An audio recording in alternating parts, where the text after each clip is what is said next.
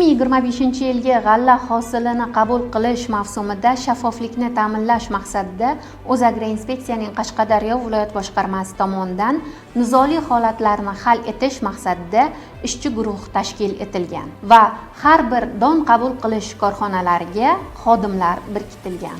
Bugungi kun holatida ishchi guruhga 106 ta nizoli holatlar bo'yicha murojaatlar kelib tushgan bo'lib, ushbu murojaatlarning 57 tasi fermer xo'jaliklari va klaster korxonalari foydasiga hal etildi.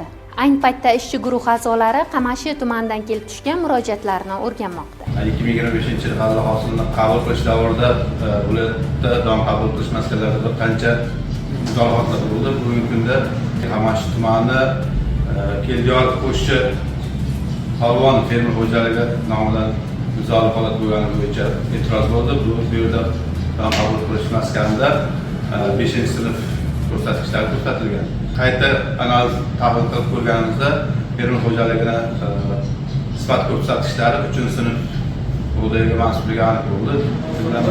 Don qabullayotgan vaqtida analiz natijalarida va sorti 5-sort deb e'tiroz bo'ldi. Agroinspeksiyaga murojaat qildik. Agroinspeksiya xodimlariga katta rahmat.